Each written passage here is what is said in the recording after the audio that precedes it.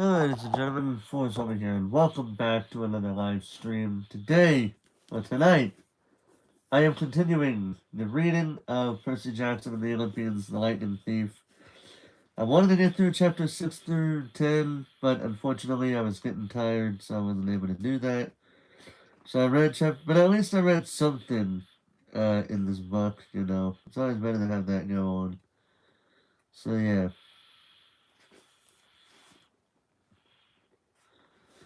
So now, we are continuing where we left off, but I will be reading chapters 8 through 9 tonight.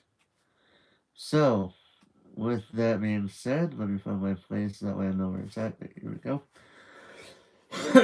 Alright, so with that being said, let us begin. I should also mention before I begin, just in case people are new to the channel that are watching this for the first time, even if you're watching the VOD for the first time, I do want to make it known that in between certain points I will be looking up at chat.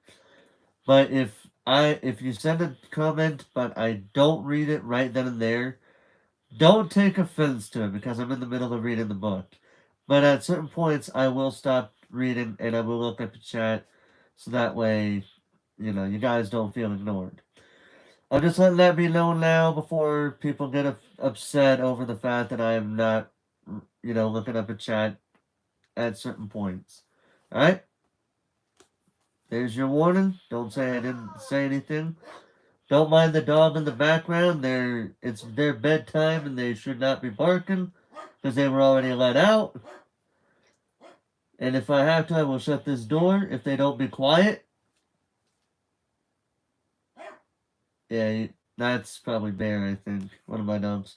I got two dogs. One's a Jack Russell Terrier and the other's a Siberian Husky. Surprised that I got one as well, honestly. Alright, but without further ado, let us begin reading chapters 8 and 9 of Percy Jackson, the Olympians, The Lightning Thief. And I will say, I already got the next parts pre-made already. Part 4 will hopefully consist of reading chapters 10 through 14.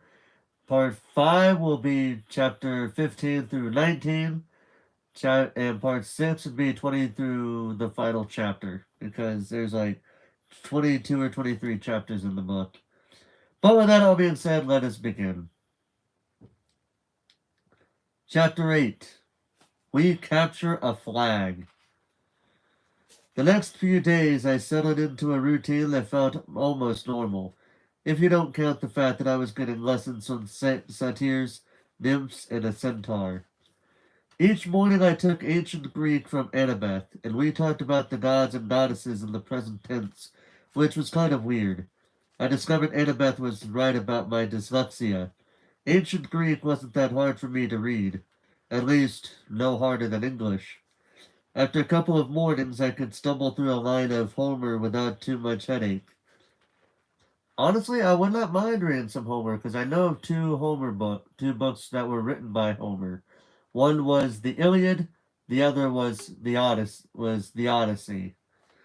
That's the only two, and I have read the Odyssey, but not really the Iliad. But I have read the Odyssey, and that's a freaking long book, dude. Probably one of the longest books I've ever read in my life. And I'm not even kidding when I say that. It really is a long book. But worth it, because it's an epic adventure. It's an epic adventure, mythological epic adventure book, for those wanting to read it. Anyway, the rest of the day, I'd rotate through outdoor activities, looking for something I was good at. Jiren tried to teach me archery, but we found out pretty quickly I wasn't any good with a bow and arrow. He didn't complain, even when he had to snag a stray arrow out of his tail. Foot racing? No good either. The wood nymph instructors left me in the dust. They told me not to worry about it. They'd had centuries of practice running away from lovesick gods. But still, it was a little humiliating to be slower than a tree. And wrestling? Forget it. Every time I got on the mat, Clarissa would pulverize me.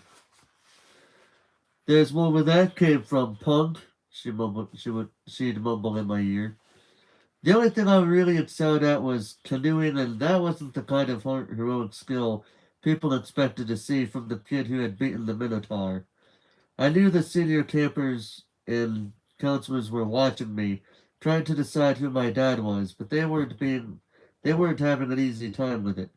I wasn't as strong as the Ares kids, or as good as at archery as the Apollo kids. I didn't have Hephaestus' skill with metalwork, or, gods forbid, Dionysus' way with vine plants.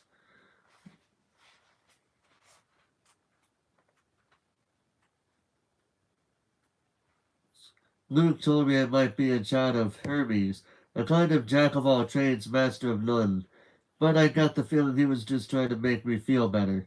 He really didn't know what to make of me either. Despite all that, I liked camp. I got used to the morning fog over the beach, the smell of hot strawberry fields in the afternoon, even the weird noises of monsters in the woods at night. I would eat dinner with Cabin 11, scrape part of my meal under the fire, and try to feel some connection to my real dad. Nothing came. Just the warm feeling I'd always had, like the memory of his smile. I tried not to think too much about my mom, but I kept wondering if gods and monsters were real, if all this magic stuff was possible, surely there was some way to save her, to bring her back. I started to understand Luke's bitterness and how he seemed to resent his father, Hermes. So, okay, maybe gods had important things to do, but couldn't they call once in a while, or thunder, or something? Dionysus could make Diet Coke appear out of thin air. Why couldn't my dad, whoever he was, make a phone appear? If only he knew. If only Percy knew who his dad was at that moment. Thursday afternoon, 3 days after I had arrived at Camp Half-Blood, I had my first sword fighting lesson. Everybody from Cabin 11 gathered in the big circular arena where Luke would be our instructor. We started with basic stabbing and slashing, using some straw stuffed dummies in Greek armor. I guess I did okay. At least I understood what I was supposed to do, and my reflexes were good. The problem was I couldn't find a blade that felt right in my hands. Either they were too heavy or too light or too long. Luke tried his best to fix me up, but he agreed that none of the practice blades seemed to work for me. We moved on to dueling in pairs. Luke announced he would be my partner, since this was my first time. Good luck, one of the campers told me. Luke's the best swordsman in the last 300 years. Maybe he'll go easy on me, I said. The camper snorted. Luke showed me the thrusts and parries and shield blocks the hard way. With every swipe I got a little more battered and bruised. Keep your guard up, Percy, he'd say, then whap me in the ribs with the flat of his blade. No, not that far up. Whap. Lunge. Whap. Now, back. Whap.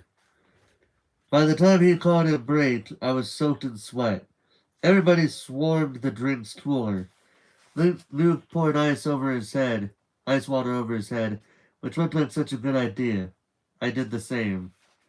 Instantly, I felt better. Strength surged back into my arms. The sword didn't feel so awkward. Okay, everybody circle up, Luke ordered. If Percy doesn't mind, I want to give you a little demo. Great, I thought. Let's all watch Percy get pounded. The Hermes guys gathered around.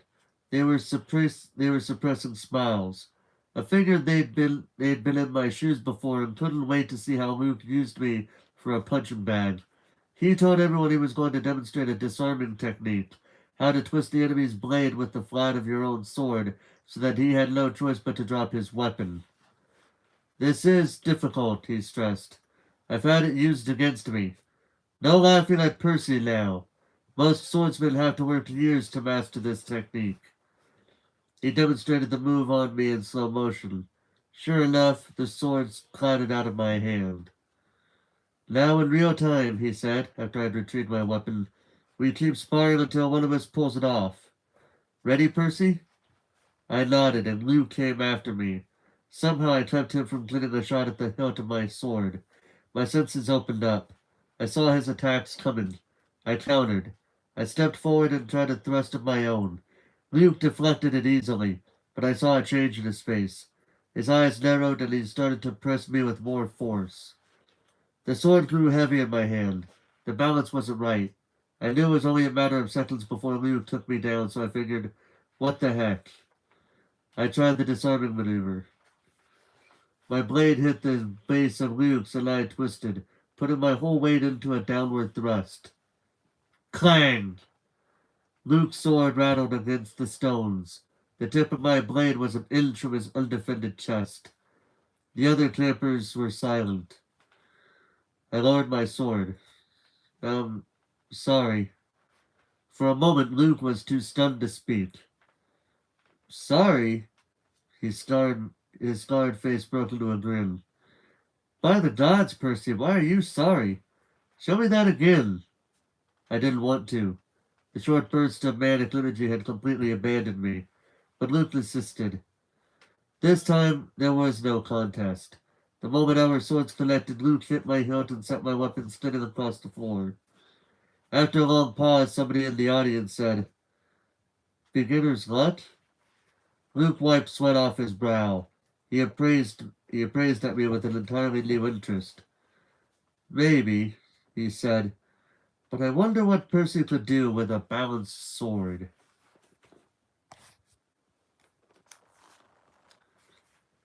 Friday afternoon, I was sitting with Grover at the lake, resting from a near-death experience on the climbing wall.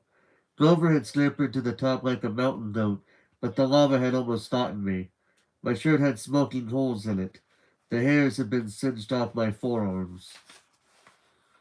We sat on the pier, watching the naiads do underwear basket weaving, until I got up the nerve to ask Grover how his conversation had gone with Mr. D. His face turned a sickly shade of yellow. Fine, he said. Just great. So your career's still on track? He glanced at me nervously. Sharon told you I want a searcher's license? Well, no. I had no idea what a searcher's license was, but it didn't seem like the right time to ask. He just said you had big plans, and that you needed credit for completing a keeper's assignment. So did you get it? Glover looked down at the naiads.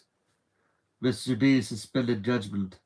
He said I hadn't failed or succeeded with you yet, so our fates were still tied together.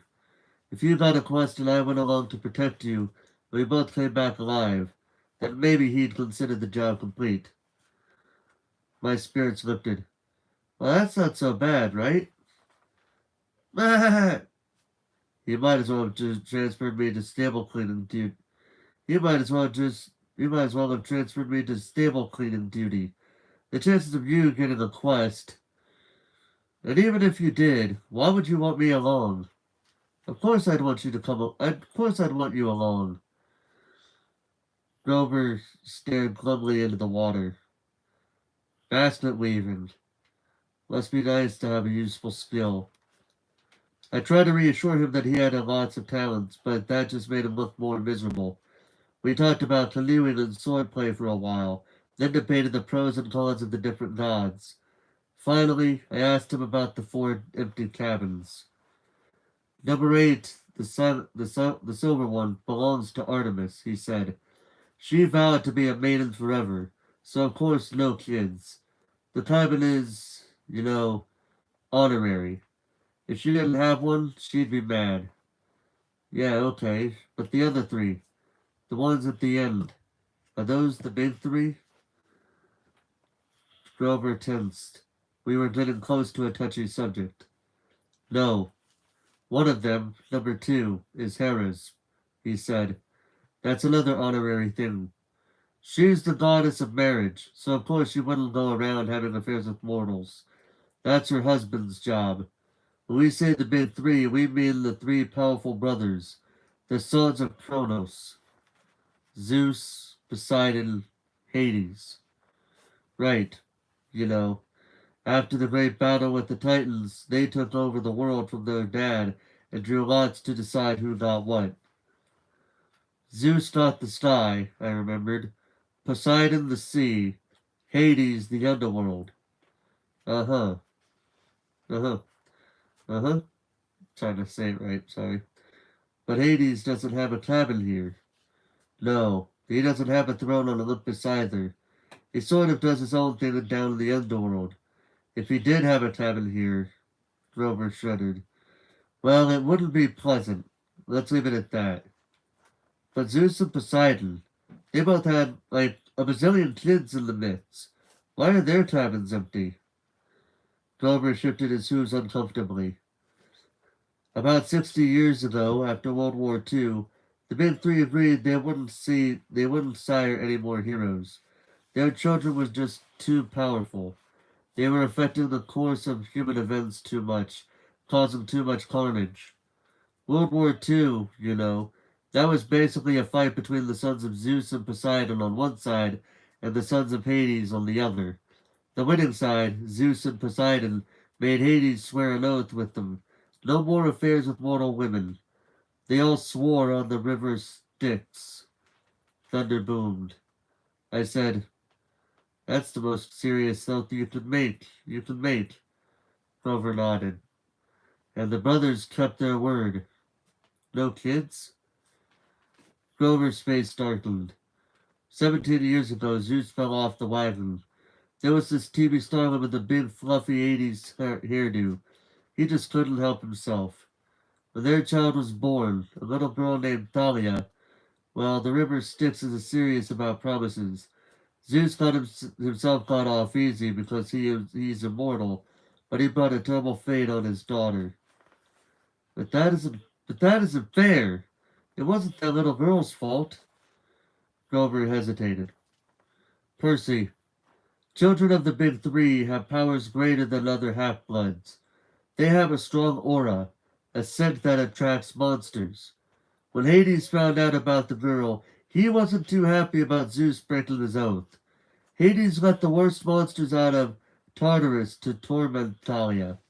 A satyr was assigned to be her keeper when she was 12, but there was nothing he could do.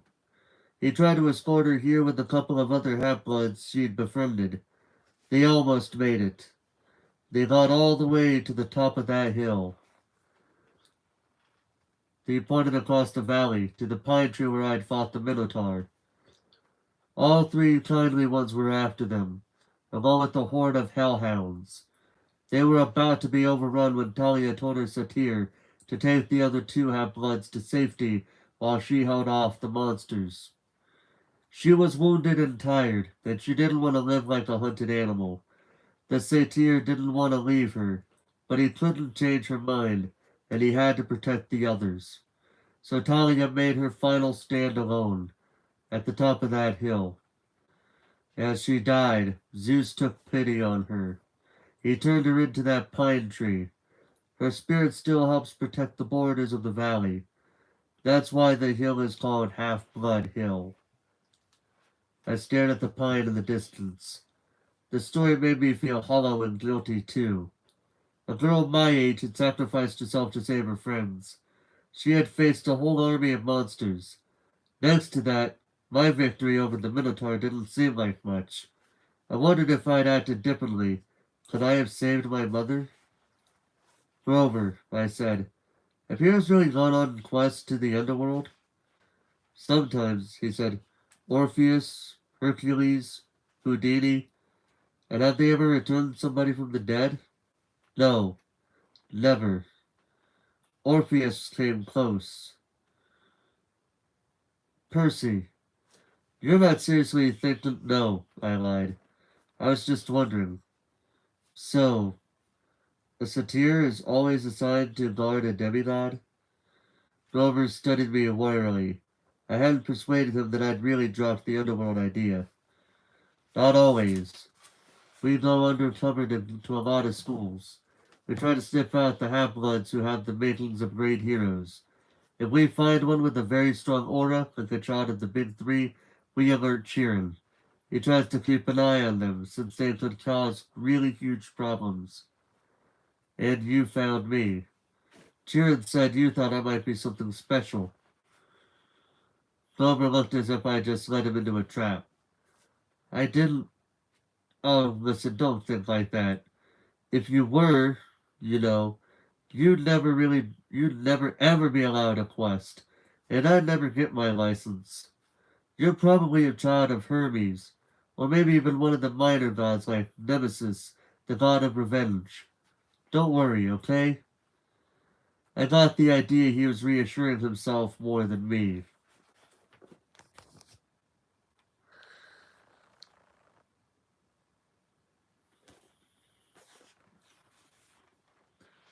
That night, after dinner, there was a lot more excitement than usual. At last, it was time for Capture the Flag. We're finally at that moment in the chapter. When the plates were cleared away, the college horn sounded and we all stood at our tables. Campers yelled and cheered as Annabeth and two of her siblings ran into the pavilion carrying a silk banner. It was about 10 feet long, glistening gray with the painting of a barn owl above an olive tree. From the opposite side of the pavilion, Clarissa and her buddies ran in with another banner of identical size, but gaudy red, painted with a bloody spear and a boar's head. I turned to Luke and yelled over the noise, "Those are the flags?" "Yeah. Ares and Athena always lead the teams?" "Not always," he said, "but often." "So if another cabin captures one, what do you do? Repaint the flag?" He grinned. "You'll see. First we have to get one." "Whose side are we on?" He gave me a sly look as if he knew something I didn't. The scar on his face made him look almost evil in the torchlight. "We have made a temporary alliance with Athena. Tonight we lift the flag from Ares, and you are going to help."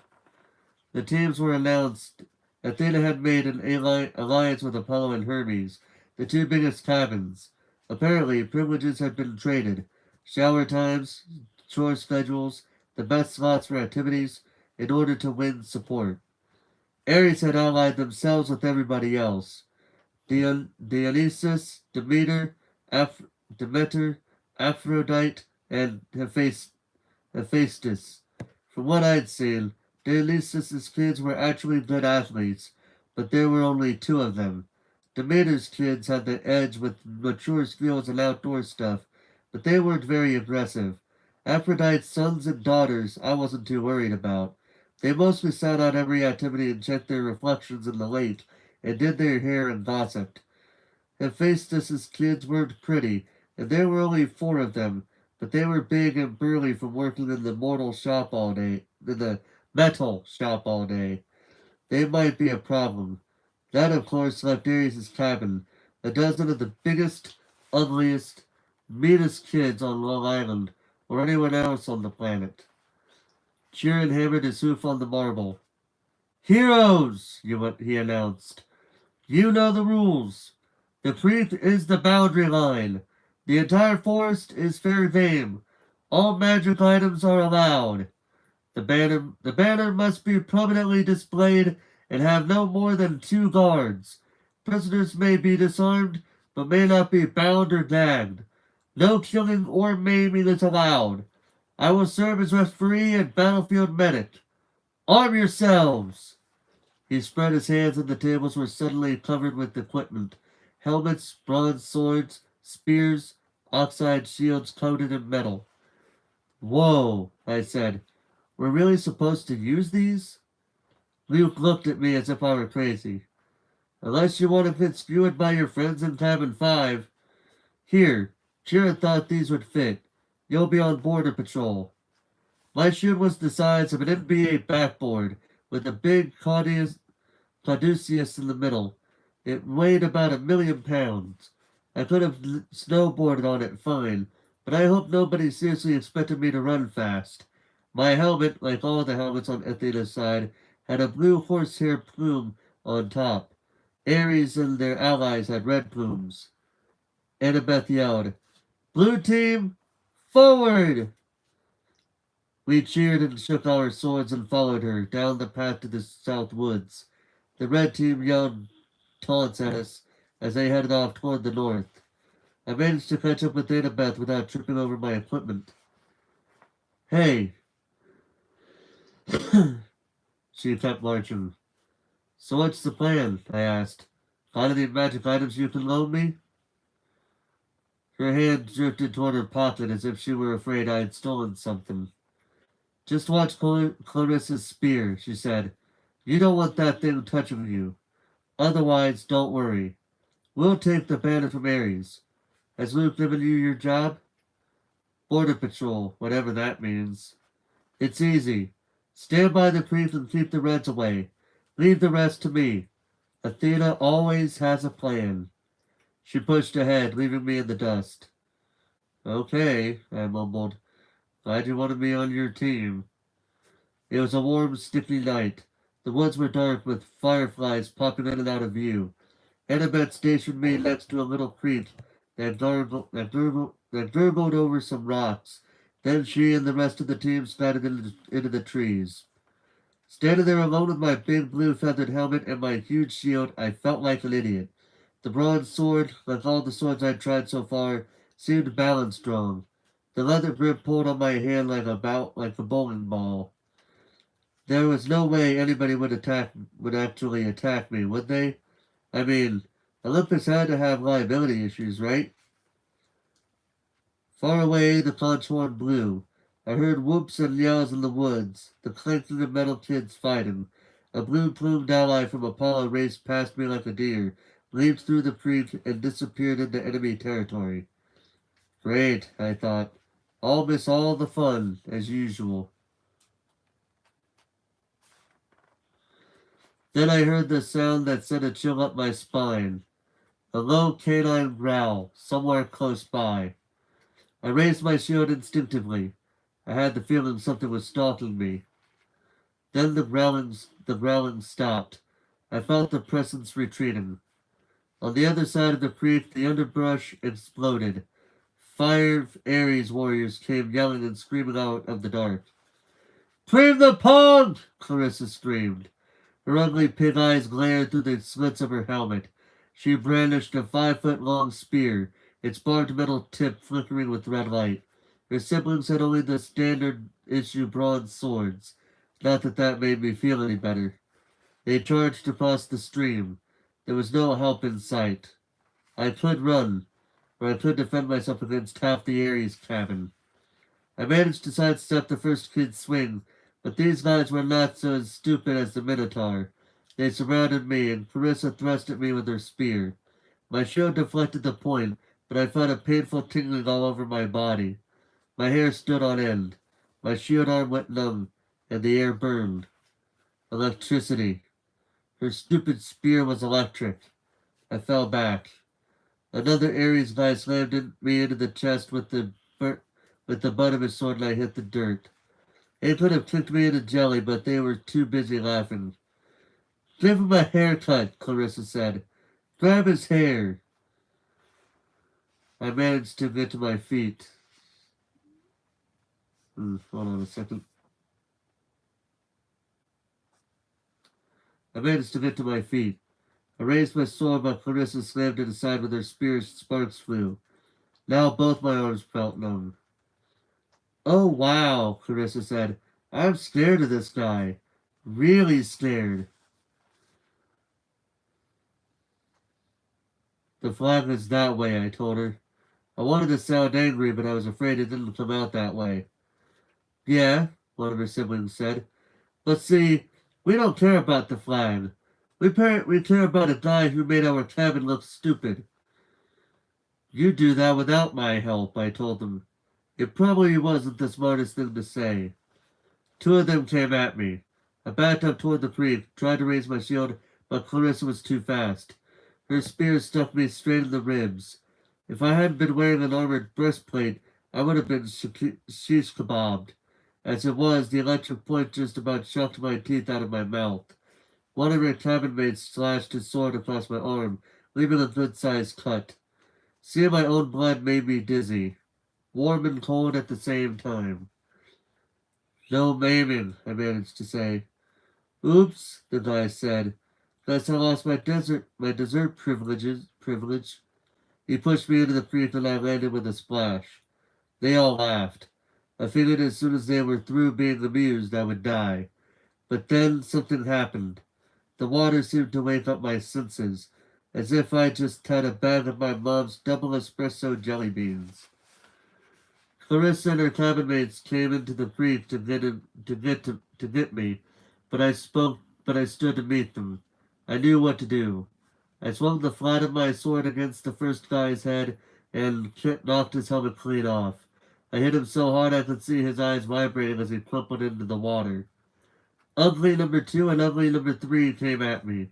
I slammed one in the face with my shield and used my sword to shear off the other guy's horsehair plume. Both of them backed up quick. Ugly number 4 didn't look really anxious to attack, but Clarissa kept coming, the point of her spear crackling with energy. As soon as she thrust, I caught the shaft between the edge of my shield and my sword, and I snapped it like a twig. Ah! She screamed. You idiot! You corpse-breath worm! She probably would have said worse, but I smacked her between the eyes with my sword butt and sent her stumbling backward out of the creek. Then I heard yelling, elated screams, and I saw Luke racing toward the boundary line with the red team's banner lifted high. He was flanked by a couple of Hermes guys covering his retreat and a few Apollos behind them, fighting off the Hephaestus kids. The Ares folks got up and Clarissa muttered a dazed curse. A trick! She shouted. It was a trick! They staggered after Luke, but it was too late. Everybody converged on the creek as Luke ran across into friendly territory. Our side exploded into cheers. The red banner shimmered and turned to silver. The boar and spear were replaced with a huge caduceus, the symbol of Cabin 11. Everybody on the blue team picked up Luke and started carrying him around on their shoulders. Cheering centered out from the woods and blew the conch horn. The game was over. We'd won. I was about to join the celebration when Annabeth's voice right next to me in the creek said, Not bad, hero. I looked, but she wasn't there. Where the heck did you learn to fight like that? She asked. The air shimmered and she materialized, holding a Yankees baseball cap as if she'd just taken it off her head. I felt myself getting angry. I wasn't even fazed by the fact that she'd just been invisible. You set me up, I said. You put me here because you knew Clarissa would come after me, while you sent Luke around the flank. You had it all figured out. Annabeth shrugged. I told you. Athena always has a plan. A plan to get me pulverized. I came as fast as I could. I was about to jump in, but... She shrugged. You didn't need help.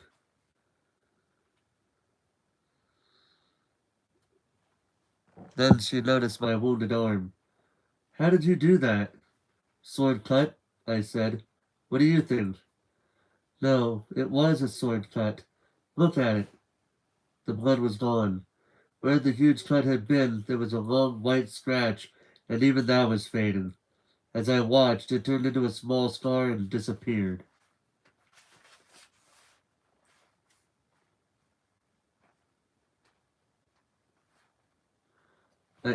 I don't get it, I said. Annabeth was thinking hard.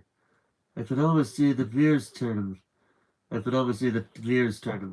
She looked down at my feet, then at Clarissa's broken spear, and said, Step out of the water, Percy.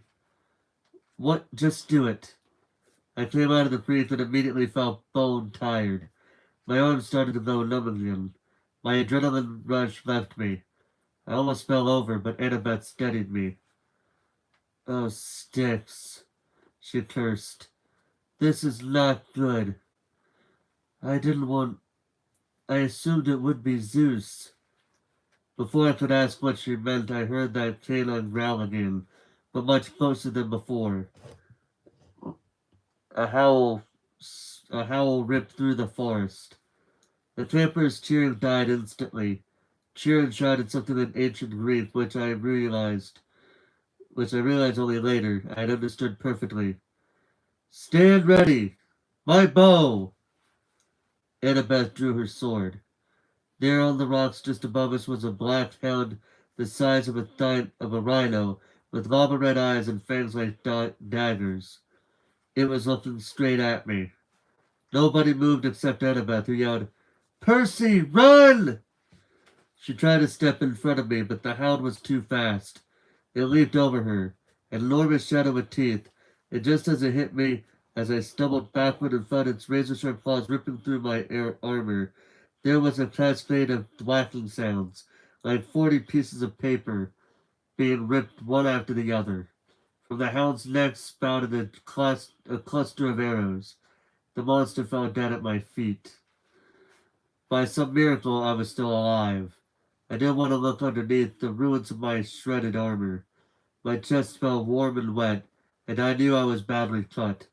Another second and the monster would have turned me into 100 pounds of delicatessen meat. Chiron trotted up next to us, a bow in his head, his face grim. Dia Mortales, Annabeth said. That's a hellhound from the fields of punishment. They're not supposed to. Someone summoned it, Chiron said. Someone inside the camp. Luke came over, the banner in his hand forgotten, his moment of glory gone. Clarissa yelled, It's all Percy's fault! Percy summoned it! Be quiet, child, Chiron told her. We watched the body of the hellhound mount into the shadow, soaking into the ground until it disappeared. You're wounded, Annabeth told me. Quick, Percy, get in the water. I'm okay. No, you're not, she said. Chiron, watch this. I was too tired to argue. I stepped back into the creek, the whole camp gathering around me. Instantly, I felt better. I could feel the cuts on my chest closing up. Some of the campers gasped. Look, I don't know why, I said, trying to apologize. I'm sorry. But they weren't watching my wounds heal. They were staring at something above my head. Percy? Annabeth said, pointing. By the time I looked up, the sun was already fading, but I could still make out the hologram of green light spinning and gleaming. A three-tipped spear. A trident. Your father, Annabeth murmured. This is really not good. It is determined, Chiron announced. All around me, campers started kneeling, even the Ares cabin, though they didn't look happy about it. My father? I asked, completely bewildered. Poseidon, said Chiron. Earthshaker, Stormbringer, father of horses. Hail, Percy Jackson, son of the sea god. I feel like somebody is going to say, whether it's in the comments or in a live chat, Hail, Percy Jackson! Just because that was said.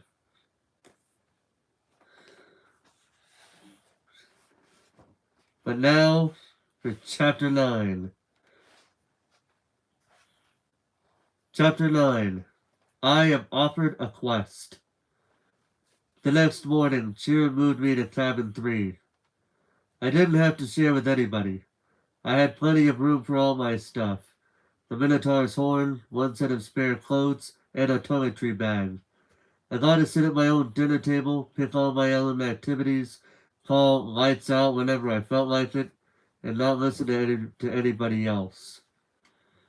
And I was absolutely miserable. Just when I'd started to feel accepted, to feel like I had a home in cabin 11, and it might be a normal kid, or as normal as you could be when you're a half-blood, I'd been separated out as if I'd had some rare disease. Nobody mentioned the hellhound, but I got the feeling they were all talking about it behind my back. The attack had scared everybody. It sent two messages. One, that I was the son of the sea god, and two, monsters would stop at nothing to kill me. They could even invade a camp that had always been considered safe. The other campers steered clear of me as much as possible. Tom and 11 was too nervous to have sword class with me after what I'd done to the Ares folks in the woods, so my lessons with Luke became one-on-one. He pushed me harder than ever, and wasn't afraid to bruise me up in the process. You're going to need all the training you can get, he promised, as we were working with swords and flaming torches. Now let's try the Viper beheading strike again. 50 more repetitions. Annabeth still taught me Greek in the mornings, but she seemed distracted. Every time I said something, she scowled at me as if I'd just poked her between the eyes. After lessons, she would walk away muttering to herself, Quest? Poseidon? Dirty, rotten. Gotta make a plan. Even Clarissa kept her distance, though her venomous looks made it clear she wanted to kill me for breaking her magic spear. I wished she would just yell or punch me or something. I'd rather get into fights every day than be ignored. I know somebody at camp resented me, because one night I came into my cabin and found a mortal newspaper dropped inside the doorway, a copy of the New York Daily News, open to the Metro page. The article took me almost an hour to read because the angrier I got, the more the words floated around on the page. Boy and Mother Still Missing After Freak Car Accident by Eileen Smith. Sally Jackson and son Percy are still missing 1 week after their mysterious disappearance. The family's badly burned 78 Camaro was discovered last Saturday on a North Long Island road with the roof ripped off and the front axle broken. The car had flipped and skidded for several hundred feet before exploding. Mother and son had gone for a weekend vacation to Montauk, but left hastily under mysterious circumstances. Small traces of blood were found in the car and near the scene of the wreck, but there were no other signs of the missing Jacksons. Residents in the rural area reported seeing nothing unusual around the time of the accident. Miss Jackson's husband, named Ugliano, claims that his stepson Percy Jackson is a troubled child who has been kicked out of numerous boarding schools and has expressed violent tendencies in the past. Police would not say whether son Percy is a suspect in his mother's disappearance, but they have not ruled out foul play. Below are recent pictures of Sally Jackson and Percy. Police urge someone with information to call the following toll-free Crime Stoppers hotline. The phone number was circled in black marker. I wadded up the paper and threw it away, then flopped down on my bunk bed in the middle of my empty cabin. Lights out, I told myself miserably. I feel so sorry for Percy in this situation. Just when it seemed like he was actually involved with people, now he feels all alone, and it sucks. It really does suck to feel alone. That night, I had my worst dream yet. I was running along the beach in a storm. This time, there was a city behind me. Not New York. The sprawl was different. Buildings spread farther apart, palm trees and low hills in the distance. About 100 yards down the surf, two men were fighting. They looked like TV wrestlers, muscular, with beards and long hair. Both wore flowing green tunics, one trimmed in blue, the other in green. They grappled with each other, wrestled, kicked, and headbutted, and every time they connected, lightning flashed. The sky grew darker and the wind rose.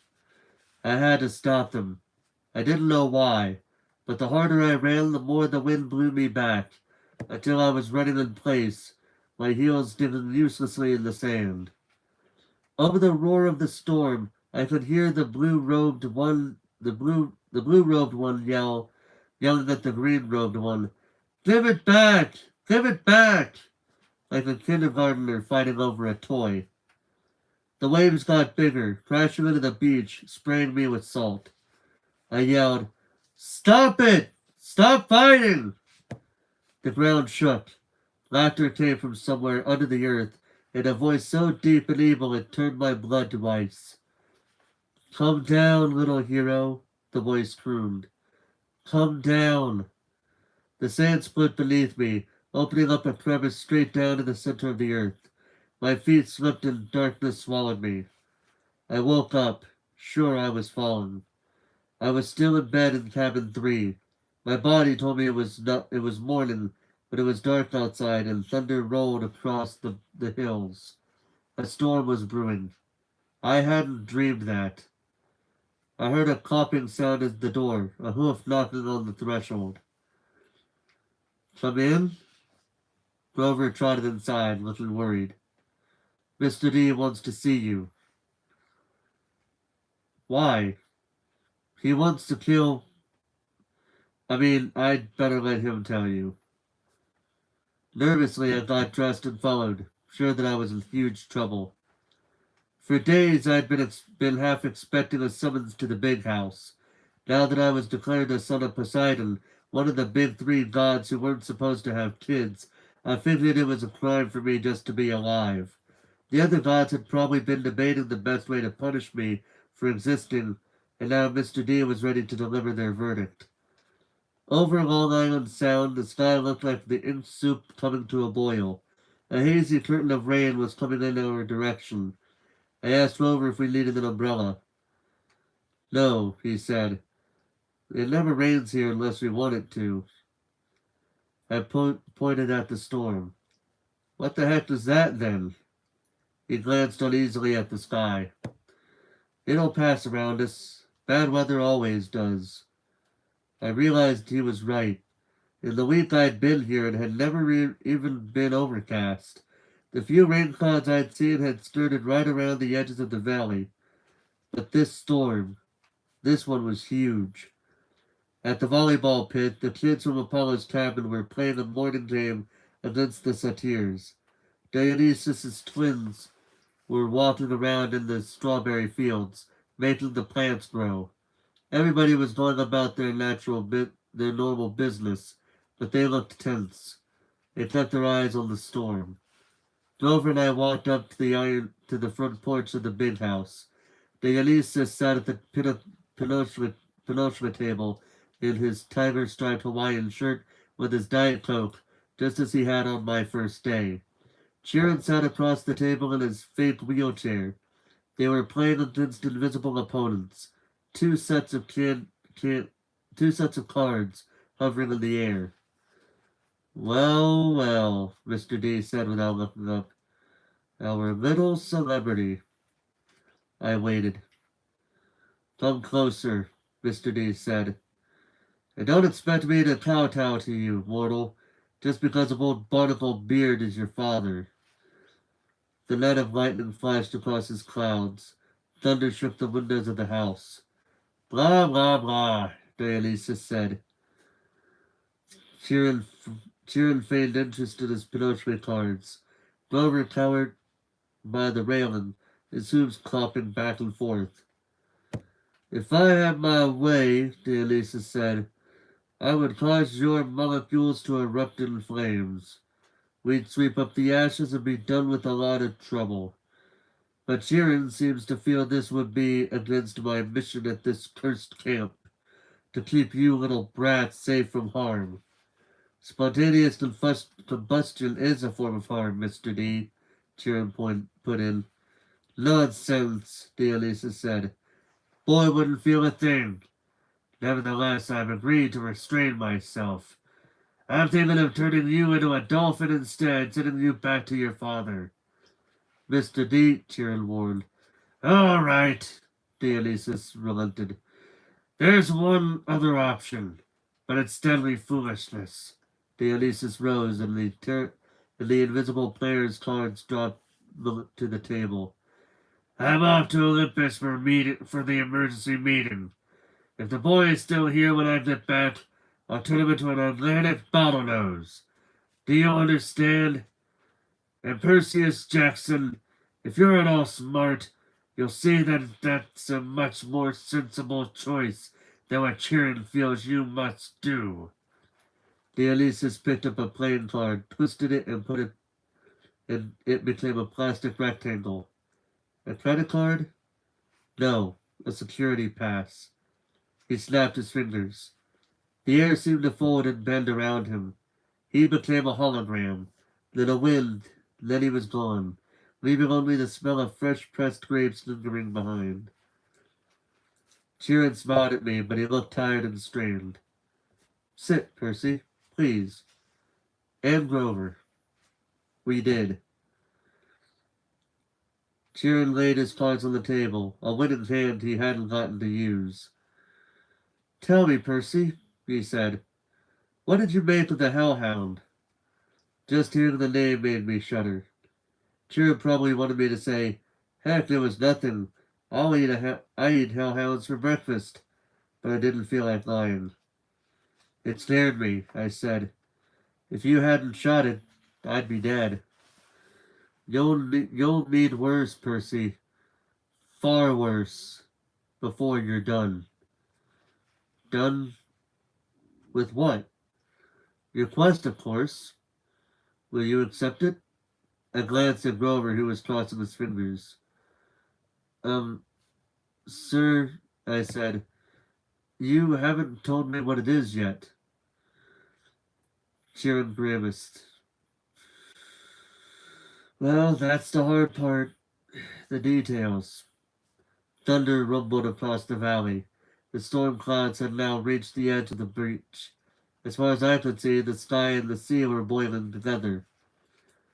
Poseidon and Zeus, I said. They're fighting over something valuable. Something that was stolen, aren't they? Chiron and Grover exchanged looks. Chiron sat forward in his wheelchair. How did you know that? My face felt hot. I wished I hadn't opened my big mouth.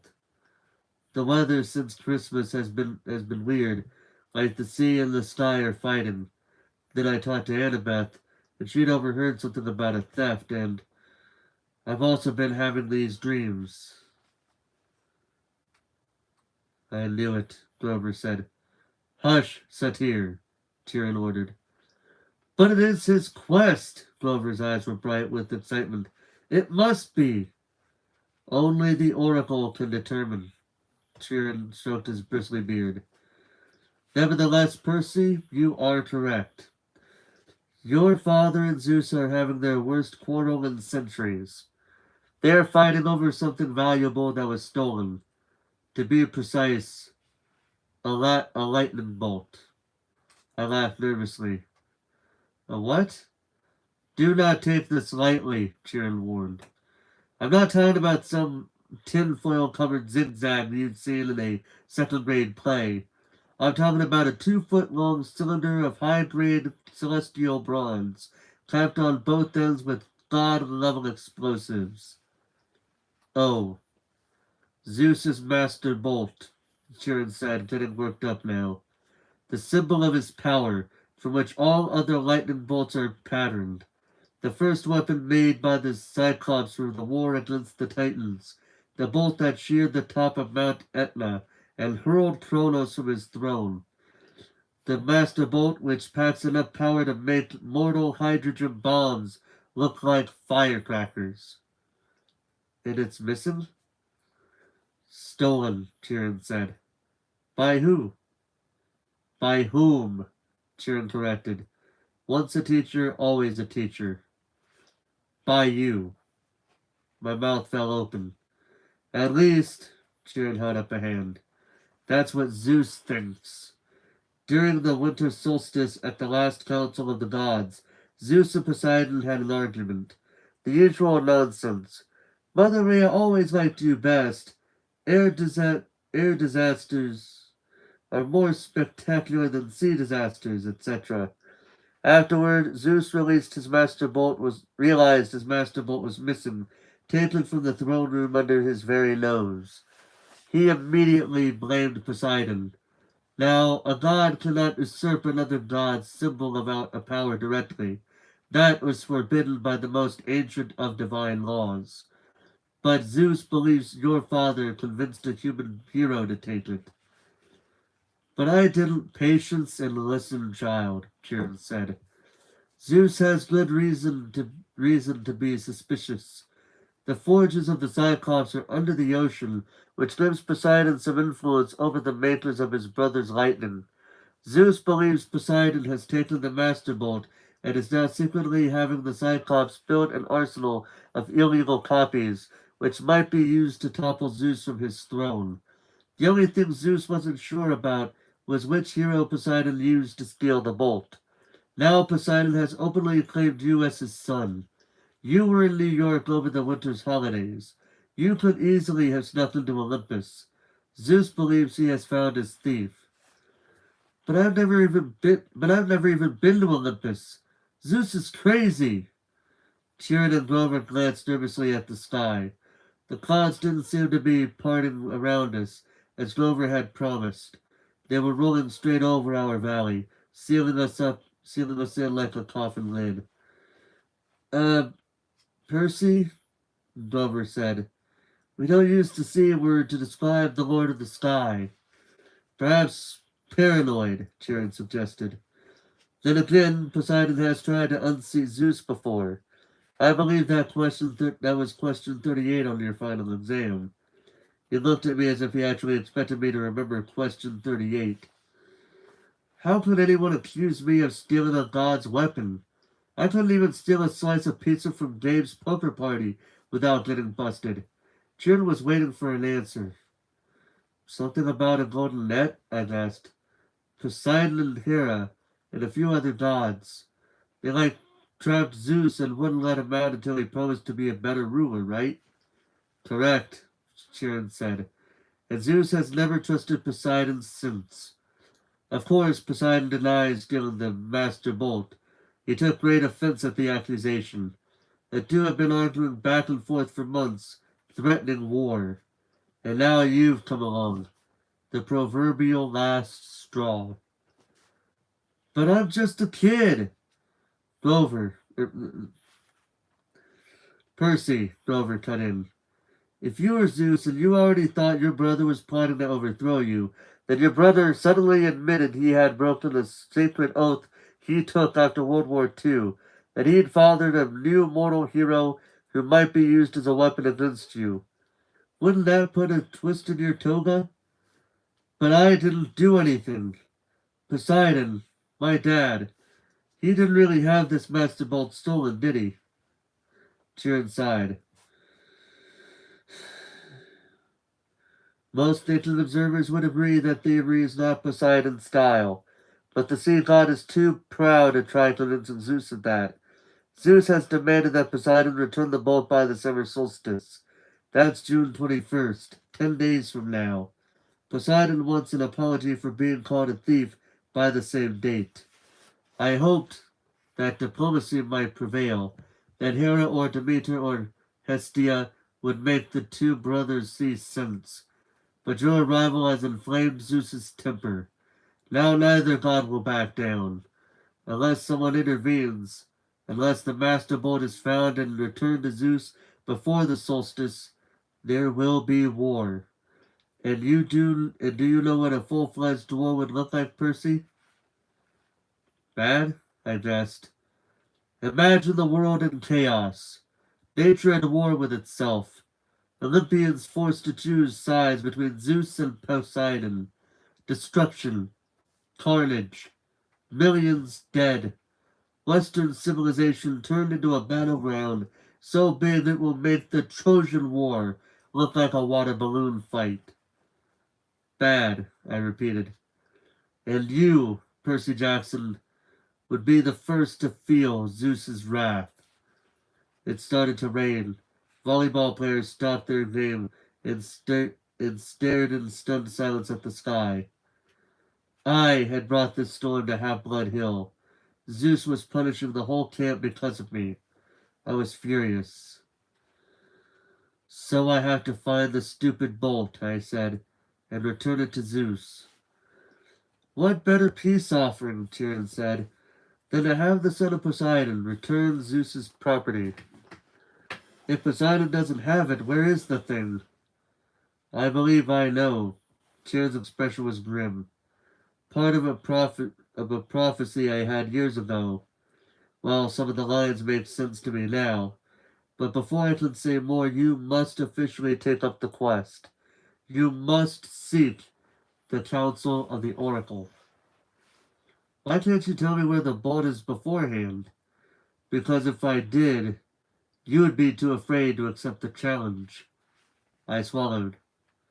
Good reason. You agree then? I looked at Grover, who nodded encouragingly. Easy for him. I was the one Zeus wanted to kill. All right, I said. It's better than being turned into a dolphin. Then it's time you consulted the Oracle, Tyrion said. Go upstairs, Percy Jackson, to the attic. When you come back down, assuming you're still sane, we will talk more.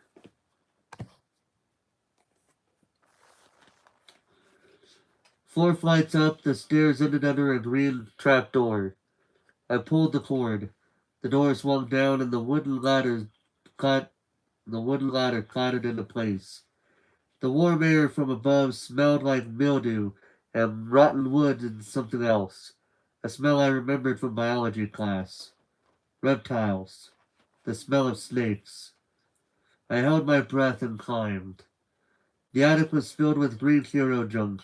Armor stands covered in cobwebs, once bright shields pitted with rust, old leather steamer trunks plastered with stickers saying Ithaca, Circe's Isle, and Land of the Amazons. One long table was stacked with glass jars filled with pickled things, severed hairy claws, huge yellow eyes, various other parts of monsters. A dusty mounted trophy on the a dusted mounted trophy on the wall looked like a giant snake's head with horns and a full set of shark's teeth. The plaque read, Hydra Head Number 1, Woodstock, New York, 1969. Gee, I wonder where that probably took place. By the window, sitting on a wooden tripod stool, was the most gruesome memento of all, a mummy. Not the wrapped in cloak kind, but a human female body shriveled to a husk. She wore a tie-dyed sundress, lots of beaded necklaces, and a headband over her long black hair. The skin of her face was thin and leathery over her skull, and her eyes were glassy white slits, as if the real eyes had been replaced by marbles. She'd been dead a long, long time. Looking at her sent chills up my back, and that was before she sat up on her stool and opened her mouth. A green mist poured from the mummy's mouth, coiling over the floor in thick tendrils, hissing like 20,000 snakes. I stumbled over myself trying to get to the trap door, but it slammed shut. Inside my head I heard a voice, slithering into one ear and coiling around my brain. I am the spirit of Delphi. Well, let me do this better. I am the spirit of Delphi, speaker of the prophecies of Phoebus and Apollo, slayer of the mighty Poseidon. Approach, seeker, and ask. I wanted to say, no thanks, wrong door, just looking for the bathroom, but I forced myself to take a deep breath. The mummy wasn't alive. She was some kind of gruesome receptacle for something else, the power that was now swirling around me in the green mist. But its presence didn't feel evil, like my demonic math teacher, Mrs. Dodds, on the Minotaur. It felt more like the three fates I'd seen knitting the yarn outside the highway fruit stand. Ancient, powerful, and definitely not human, but not particularly interested in killing me either.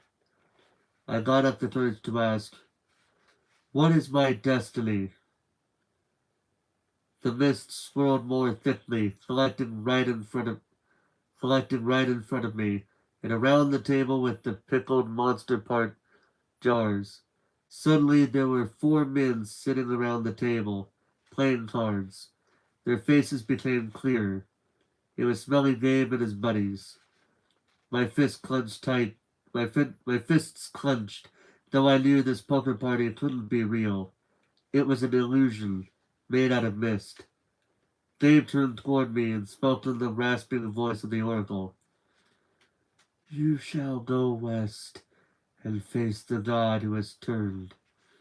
His buddy on the right looked up and said in the same voice, You shall find what was stolen and see it safely returned. The guy on the left threw in two poker chips, then said, You shall be betrayed by one who calls you a friend. Finally, Eddie, our building super, delivered the worst line of all. And you shall fail to save what matters most in the end.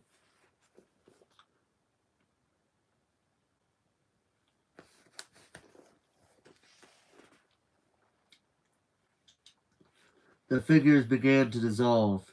At first I was too stunned to say anything, but as the mist retreated, coiling into a huge green serpent and slithering back into the mouth of the mummy, I cried, Wait!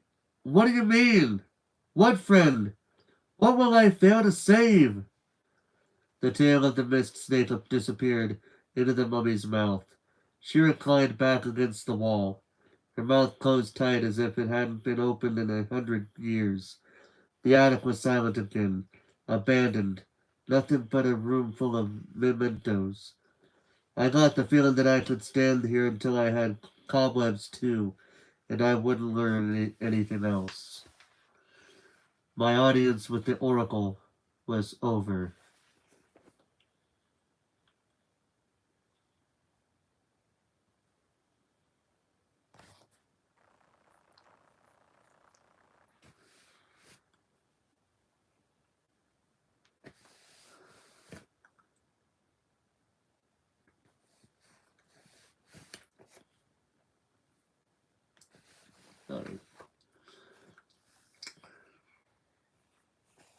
We're almost to the end.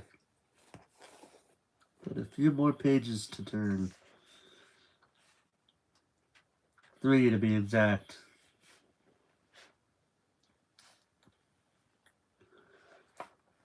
Well, Sharon asked me. I slumped into a chair at the Pinocchio table. She said I would retrieve what was stolen. Grover sat forward, chewing excitedly on the remains of a Diet Coke can. That's great! What did the oracle say exactly? Sharon pressed. This is important. My ears were still tingling from the reptilian voice. She said I would go west and face a god who had turned. I would retrieve what was stolen and see it safely returned. I knew it, Grover said. Kieran didn't look satisfied. Anything else? I didn't want to tell him. What friend would betray me? I didn't have that many. And the last line, I would fail to save what mattered most. What kind of oracle would send me on a quest and tell me, oh, by the way, you'll fail? How could I confess that? No, I said. That's about it. He studied my face. Very well, Percy, but know this. The oracle's words often have double meanings. Don't dwell on them too much. The truth is not always clear until events come to pass. I get the feeling he knew I was holding back something bad, and he was trying to make me feel better. Okay, I said, anxious to change topics. So where do I go? Who's this god in the west? Ah, Finn, Percy, Chiron said. If Zeus and Poseidon weaken each other in a war, who stands to gain? Somebody else who wants to take over? I guessed. Yes, quite. Someone who harbors a grudge, who has been unhappy with his lot since the world was divided eons ago, whose kingdom would grow powerful with the deaths of millions. Someone who hates his brothers for forcing him into an oath to have no more children, An oath that both of them had now broken. I thought about my dreams, the evil voice that had spoken from under the ground. Hades. Tyrion nodded. The Lord of the Dead is the only possibility. A scrap of aluminum dribbled out of Grover's mouth. Whoa, wait. What? A fury came after Percy, Tyrion reminded him. She watched the young man until she was sure of his identity, then tried to kill him. Furies obey only one lord. Hades. Yes, but Hades hates all heroes, Grover protested. Especially if he found out Percy is a son of Poseidon. A hellhound got into the forest, Tyrion continued. Those can only be summoned from the fields of punishment, and it had to be summoned by someone within the camp. Hades must have a spy here. He must suspect Poseidon will try to use Percy to clear his name. Hades would very much like to kill this young half-blood before he can take on the quest. Great, I muttered. There's two major gods who want to kill me. But a quest too, Grover swallowed. I mean, couldn't the Master Bolt be in some place like Maine? Maine's very nice this time of year. Hades sent a minion to steal the Master Bolt, Tyrion insisted. He hid it in the underworld, knowing full well that Zeus would blame Poseidon. I don't pretend to understand the Lord of the Dead's motives perfectly, or why he chose this time to start a war, but one thing is certain. Percy must go to the underworld to find the Master Bolt and reveal the truth. A strange fire burned in my stomach. The weirdest thing was, it wasn't fear. It was anticipation, the desire for revenge. Hades had tried to kill me 3 times so far, with the Fury, the Minotaur, and the Hellhound. It was his fault my mother had disappeared in a flash of light. Now he was trying to frame me and my dad for a theft we hadn't committed. I was ready to take him on. Besides, if my mother went into the underworld... Oh boy, said the small part of my brain that was still sane. You're a kid. Hades is a god. Grover was trembling. He'd started eating Pinochet cards like potato chips.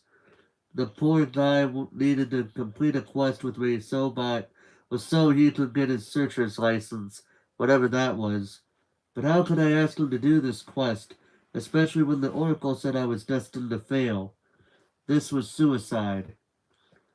Look, if we know it's Hades, I told Tyrion, why can't we just tell the other gods? Zeus and Poseidon could go down to the underworld and bust some heads. Suspecting and knowing are not the same, Tyrion said. Besides, even if the other gods suspect Hades, and I imagine Poseidon does, they couldn't retrieve the bolt themselves. Gods cannot cross into each other's territories except by invitation. That is another ancient rule. Heroes, on the other hand, have certain privileges. They can go anywhere, challenge anyone, as long as they're bold enough and strong enough to do it. No god can be held responsible for a hero's actions. Why do you think the gods always operate through humans?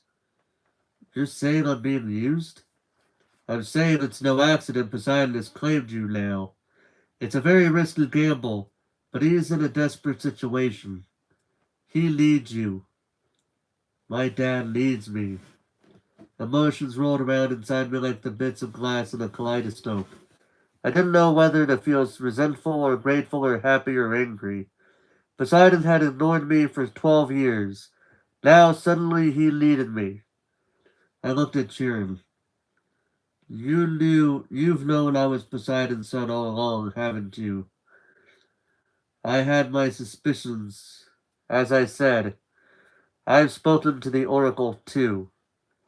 I've got the feeling there was a lot he wasn't telling me about this prophecy, but I decided I couldn't worry about that right now. After all, I was holding back information too. So let me get this straight, I said. I'm supposed to go to the underworld and confront the Lord of the Dead. Check, Jiren said. Find the most powerful weapon in the universe. Check. And get it back to Olympus before the summer solstice in 10 days. That's about right. I looked at Grover, who gulped down the ace of hearts. Did I mention that Maine is a very nice time this time of year? He asked weakly. You don't have to know, I told him. I can't ask that of you. Oh, he shifted his hooves. No, it's just that satyrs and underground places. Well, he took a deep breath and stood, brushing the shredded cards and aluminum bits off his t-shirt. You saved my life, Percy. If you're serious about wanting me along, I won't let you down. I felt so relieved I wanted to cry, though I didn't think that would be very heroic. Grover was the only friend I'd ever had for longer than a few months. I wasn't sure what good a satyr could do against the forces of the dead, but I felt better knowing he'd be with me. All the way, G-Man. I turned to Chiron. So where do we go? The Oracle just said to go west. The entrance to the underworld is always in the west. It moves from age to age, just like Olympus. Right now, of course, it's in America. What? Where? Chiron looked surprised. I thought that would be obvious enough. The entrance to the underworld is in Los Angeles. Oh, I said. Naturally. So we just get on a plane. No! Grover shrieked. Percy, what are you thinking? Have you ever been on a plane in your life? I shook my head, feeling embarrassed. My mom had never taken me anywhere by a plane. She'd always said we didn't have the money. Besides, her parents died in a plane crash. Percy, think, Chiron said. You are the son of the sea god.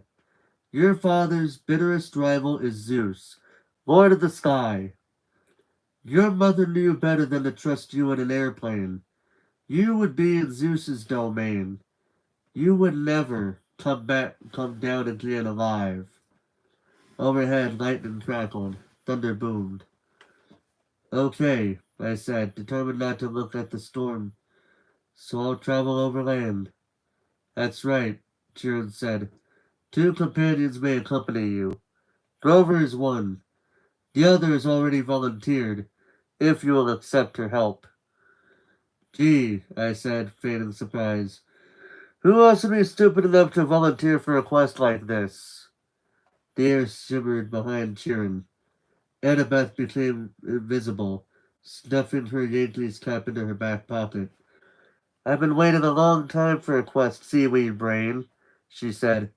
Athena is no fan of Poseidon, but if you're going to save the world, I'm the best person to keep you from messing up. If you do say so yourself, I said. I suppose you have a plan, wise girl? Your cheeks colored. Do you want my help or not? The truth was, I did. I needed all the help I could get. A trio, I said. That'll work. Excellent, Chiron said. This afternoon we can take you as far as the bus terminal in Manhattan. After that, you are on your own. Lightning flashed. Rain poured down on the meadows that were never supposed to have violent weather. No time to waste, Chiron said. I think you should all get packing. And there we go. That is the end of part 2. Or part 3, I should say. It was supposed to be part 2, but, I was getting tired last night, and so I had to do this. So, this will be... So, we're going to be doing another reading stream in a few days. We'll be reading Slobbering After My Life in Wrestling. We'll be reading part 2 of that. But for now, for this one, just so everybody understands, part 4, because this is part 3, will consist of chapters 10 through 14. Yeah, because the chapter titles do kind of spoil what happens in the story, where I won't be able to say the title, because spoiler alerts, because, spoilers are things. But I will say this part 4 will be from page 149 to page 218. Even if I have to do what I did with this one and split it down the middle somehow, it will still be done. Either way, thank you guys so much for watching. Hope you guys enjoyed this reading stream.